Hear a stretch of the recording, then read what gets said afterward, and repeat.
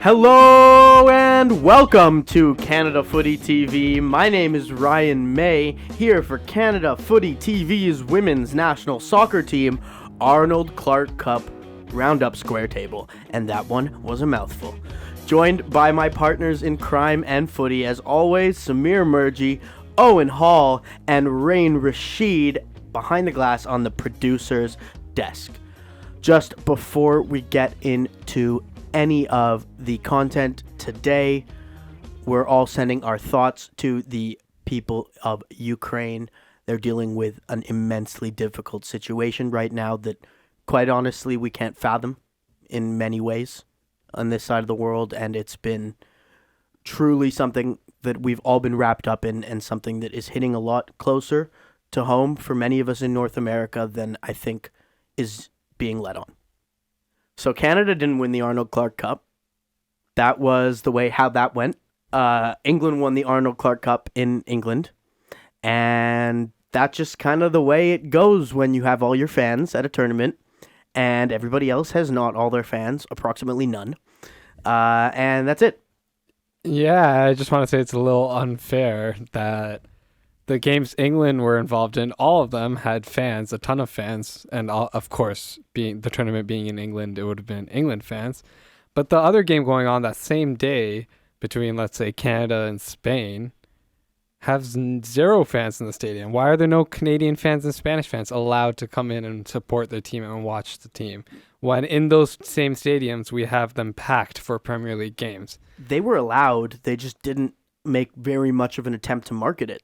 And there weren't a lot of Canadians currently. It looked like those stadiums were completely empty. I know, but there was a CBC feature on a couple fans that were there, and they ended up giving them free tickets to the. Oh, sorry, this was at the Germany game. They ended up giving them free tickets to the Spain game, and they might have been the only people there. It was just really unfortunate. It should never have been the case, and there needs to be more marketing for these tournaments. I frankly believe that England deserved to win the tournament only because they were one of the only teams that scored more than one goal in a game.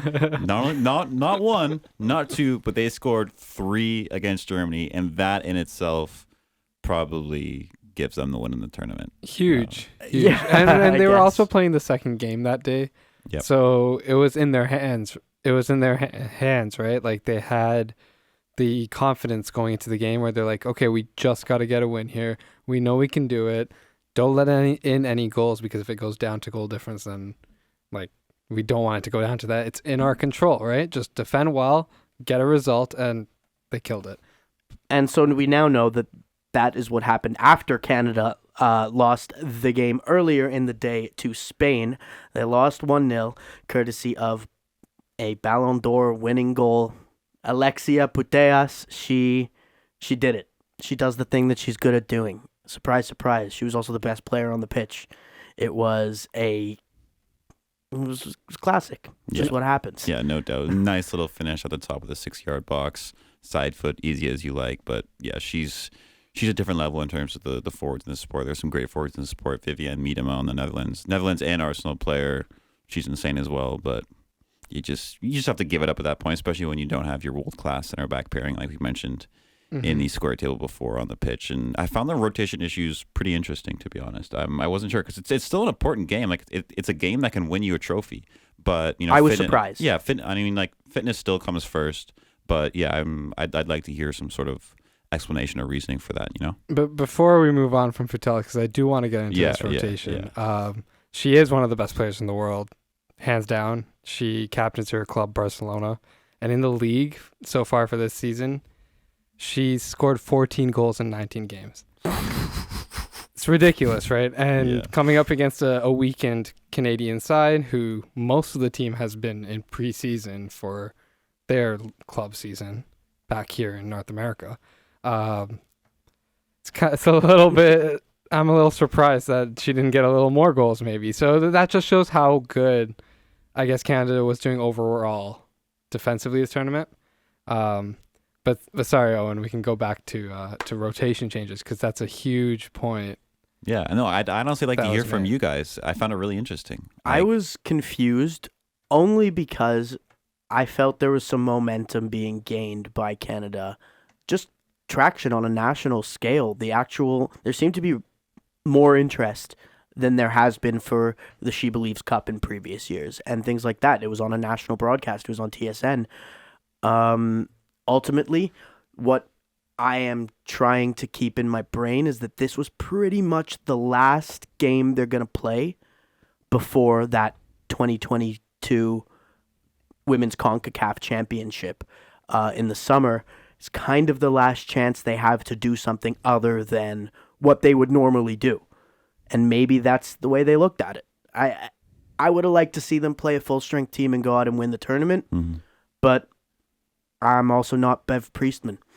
That's very true. Which is an absolute fact. But I was just about to mention that. I mean, last podcast that we had, we mentioned the idea of trust in Bev, right? And we're all like, trust in Bev.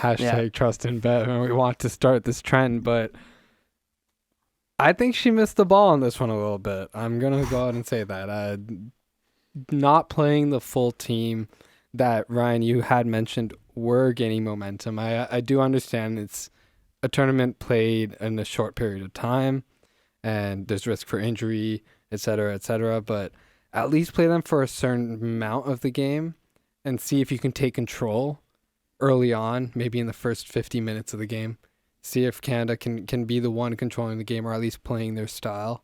But we didn't see that at all, right? Like Spain kind of imprinted themselves on the game early on and had possession of it and had domination of us pretty much throughout the rest of the game. I agree to a certain extent where, like, yes, you want to try to win every single competition that you're in, and a trophy is a trophy at the end of the day. But there is bigger silverware in the women's game, obviously, and I think this tournament was a great chance, and we've used this many times, a measuring stick to see where this team's at. And, maybe it wasn't the most, maybe the trophy wasn't the first and foremost priority in terms of what Bev wanted for this team. And if you can get some other players out there and experience against a world-class team, then that's a great chance. I mean, we know Vanessa Gilles and Khadijah Buchanan can perform at the top level against the best teams. But maybe it's a good thing to put some of these other players out there and see how well they perform against these top quality sides. And the reality is that Canada performed well against 3 world-class teams in this tournament and held their own. But I think in Canada, we already knew this, but maybe the rest of the world didn't. And that's a great thing. Put some respect on our name. That's what we're telling you. Yeah. No, well said, Owen. That was... You hit the nail on the head right there. We can walk away from this tournament with a lot of positives. Lots of players played well. They got experience playing, as you mentioned, against top teams. And there's a massive tournament coming up this summer, right? So it's going to be huge. And that's a tournament you have to perform in. Yeah. And like we mentioned. Exactly. And the players getting that experience will be key to Canada qualifying to future tournaments, right? Like this summer determines their next few years, which is silly to think about, but that's exactly what it does. Yeah, like you can't be taking off your goalkeeper in the 61st minute in that tournament in that tournament this summer. So like as the game wore on, it became very apparent that, like, as you said, Owen, it was not the priority to win the tournament. Mm-hmm. The priority was to develop some chemistry with some other players who don't necessarily always play, kind of see what their levels are when in the national team. They got things that they wanted. They got good performances out of Jessie Fleming. They got a singular good performance out of Jordan Huitema. And Ashley Lawrence was outstanding. There were lots of, like, actual serious player developments in this tournament that now Canada can maybe have another dimension in their forward line, can maybe have another sort of element to their midfield. Quinn has become a complete standout. Like, there are certainly major things to take from this. I'm glad you mentioned them. Quinn had a wonderful game against Germany, and they proved that they have a spot in the starting 11. Yeah, I find having a deep team in tournaments is so important because I find these international games, both in terms of the men's and women's game, are really cagey sometimes. And we've seen that plenty in this tournament. We've seen plenty of cagey football in this tournament. And I don't mind some defensive football. I love to see some defensive masterclasses. But having those impact substitutes and having trust in certain players that can come off the bench and make some sort of an impact, whether it be the tempo of the game, goal scoring chances, defensive solidity, you need to have each of those substitutes, and you need to have trust in those substitutes. And I think this was a tournament where you can find those players. And I think that's exactly what Bev Priestman was thinking about, and that was the intent in terms of her lineups and substitutions. Okay, so I'm going to press you guys for one big takeaway from each of you. My biggest takeaway is now that this team is significantly stronger in depth. I'm going to steal exactly what you just said. It's just every aspect of this team has been further developed over this tournament, and I think they've achieved their goals to a T. And I really like that Bev was able to stick to her guns and treat this tournament as what they determined, obviously, months ago they were going to treat this tournament as, and not get sucked in to potentially going out, getting players injured, and like running away with the tournament. They stuck to it, and they developed, and it was an impressive set of games. Samir? Well, my takeaway, other than, of course, everything you had mentioned, because honestly, that's a huge plus for Canada. But everything that, my takeaway from this tournament is really like, Lawrence is a revelation at left back. Yeah, one of the better left backs in the world for sure. That is her spot. She's going to be playing there.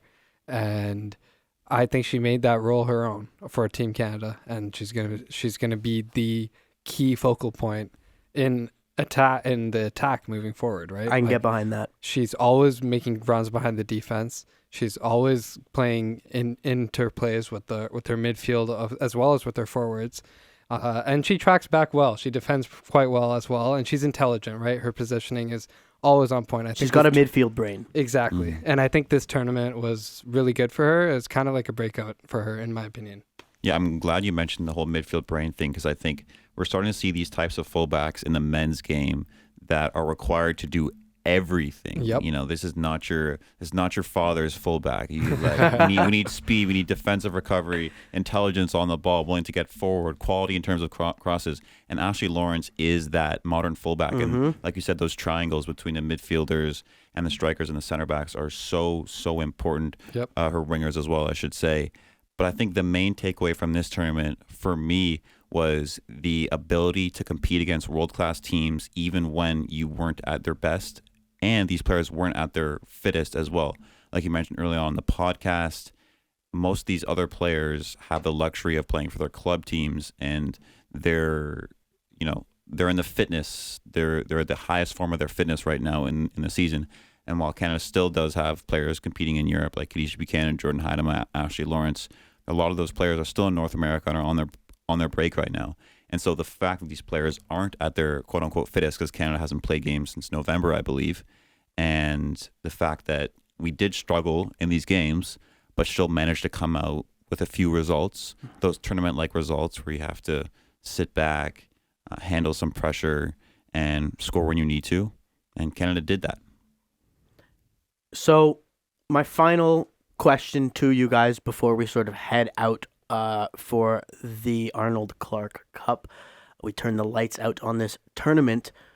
Where do Canada stand heading into that almighty, massive, ridiculously important tournament in the CONCACAF Women's Championship this summer?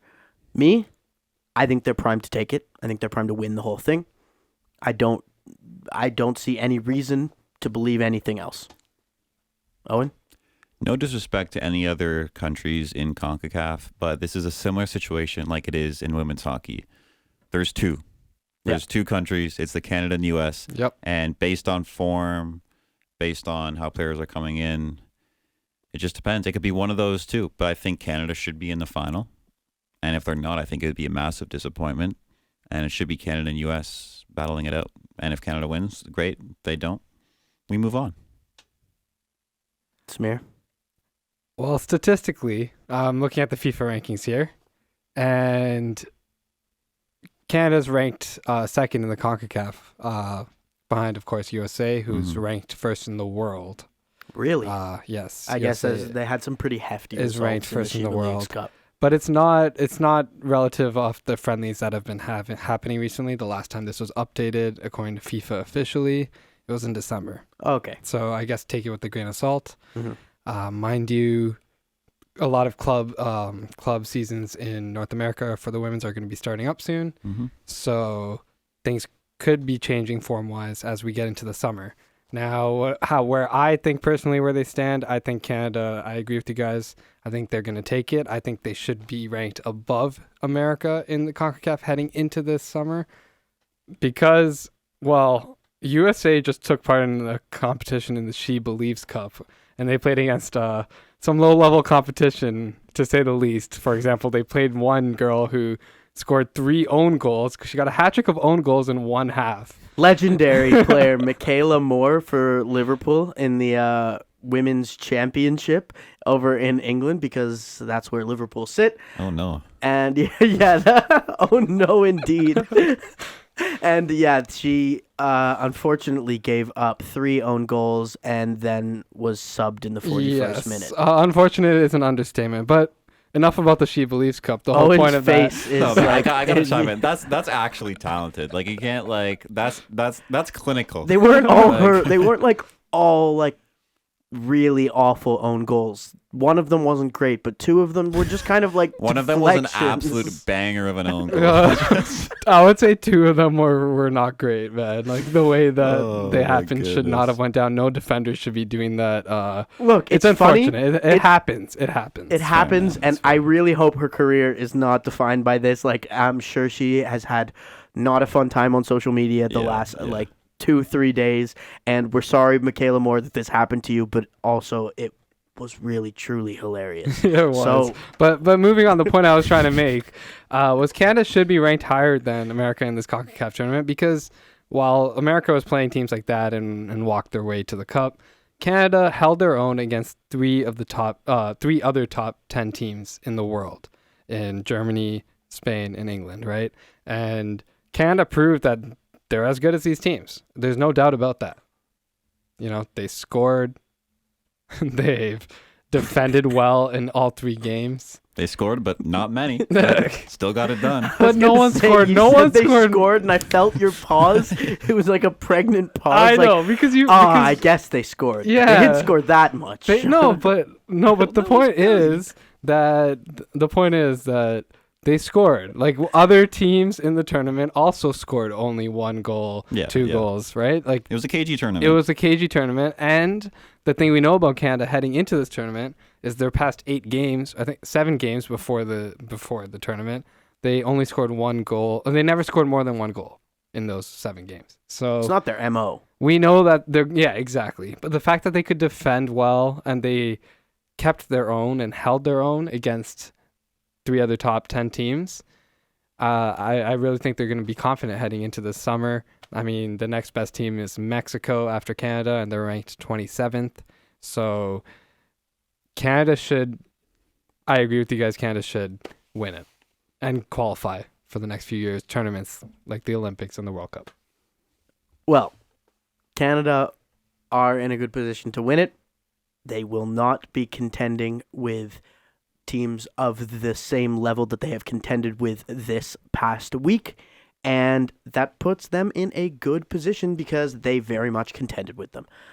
The last thing I would like to sort of make sure you guys know about, the Canadian men's national team is about to qualify for the World Cup in 2022 at the You're end damn of right. this year. Yes, I am damn right, and it's going to be damn fun. And Canada are playing at BMO Field against Jamaica on the 27th of March. And we will be there outside BMO Field for all of your fan reactions and all of the content you could possibly dream of. We will have it for you.